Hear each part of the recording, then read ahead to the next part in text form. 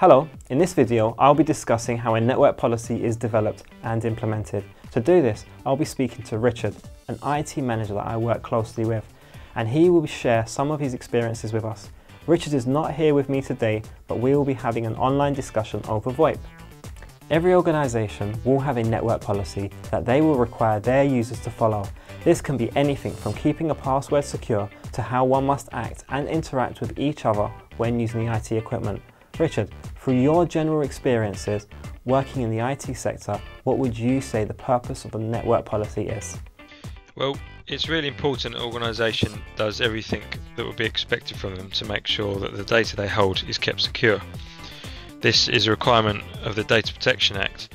So, as data is so easily distributed and shared online, I understand that a network policy ensures that the data you hold is as secure as possible.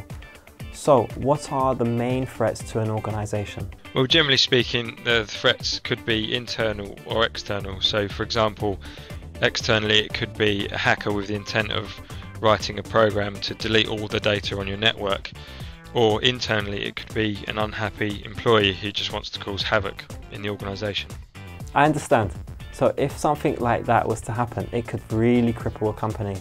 Yeah, I mean, these days organisations rely so much on the use of their networks and computer systems that they could find themselves at the mercy of the person trying to cause the damage if they haven't set up the adequate procedures to recover from a disaster. We will be touching on disaster recovery soon, but before we do, could you tell us why a security policy is so critical here? Well, yeah, a good security policy will set focus on security and will set standards and regulations for all users, and they're expected to follow them obviously when they're using the system. We usually call this an acceptable use policy. A good policy would cover many different areas of fair and expected use, such as complying with copyright, using the network or company's property for work-related tasks only, not sharing sensitive data, keeping their passwords secure, not accessing or distributing offensive documents or images internally or externally, and making sure that the information stays within the scope of the organisation's network. As we have discussed, users not following these expected guidelines can face severe consequences. This is also because the actions here could ruin a company's digital and corporate reputation, and financial losses will be incurred. Having a security policy that everyone follows ensures that there is a standardised approach by all members of the organisation. There's no point in an IT technician putting security measures in to make sure the network's secure if the end user then writes their password on a post-it note and sticks it on their laptop. Some people can be so careless, they don't even think of the consequences. If someone was to gain access to that person's account, they could delete or modify files on the network. They could read personal and sensitive emails that could have a really negative impact later on. Worse, the unauthorized user could subtly send messages to other people from that user's account without the actual user realizing.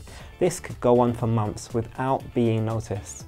Yeah, I mean, that is a good example of the possibilities of what could go on, but you know, they are endless of what could happen if someone was to get hold of people's username and passwords. The main point is that everyone has to work together to ensure that the network is secure as possible. And this includes internal policies within organisations are vital to work together.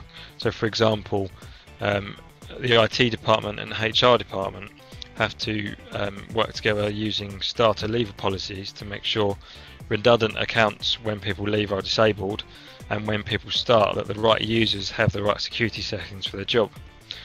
The security policies also ensure tools that are in use. For example, firewalls, intrusion detection and antivirus software are just some of the examples that the security policy sets expectations that they're all set up correctly. That's a good point.